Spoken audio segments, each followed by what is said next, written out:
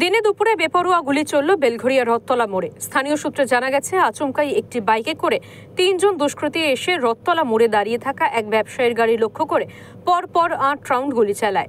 ঘটনাকে ঘিরে ব্যাপক চাঞ্চল্য ছড়িয়ে পড়ে এলাকায়। তবে এই ঘটনায় কোনো হতাহতের খবর নেই। কিন্তু ভর দুপুরে এই গুলি চলার ঘটনায় যথেষ্ট আতঙ্ক ছড়িয়ে পড়ে বেলঘরিয়া রথতলা মোড় এলাকায়। এদিক ওদিক প্রাণ নিয়ে ছুটতে থাকেন পথ চলতি মানুষেরা। এরপরেই স্থানীয়রা বেলঘরিয়া থানায় খবর দেয়। খবর পেয়ে বেলঘরিয়া থানার বিশাল পুলিশ বাহিনী ঘটনাস্থলে আসে এবং গাড়িটিকে থানায় নিয়ে যায়। আক্রান্ত ব্যবসায়ীর নাম অজয় মণ্ডল বলে জানা গিয়েছে। তার একটি গাড়ির শোরুম আছে। তাকে জিজ্ঞাসাবাদ করছে বেলঘরিয়া থানার পুলিশ। পাশাপাশি দুষ্কৃতীদের খোঁজে এলাকার সিসিটিভি ক্যামেরার ফুটেজ খতিয়ে দেখছে এবং চিরুনি তল্লাশি শুরু করেছে পুলিশ। একটা বিজনেসম্যান যেটা খালদায় ওনার শোরুম আছে, ঠিক আছে, অজয় মন্ডল, অজয় মন্ডল নাম ওনারা ক্যালকাটা দিকে যাচ্ছিলেন।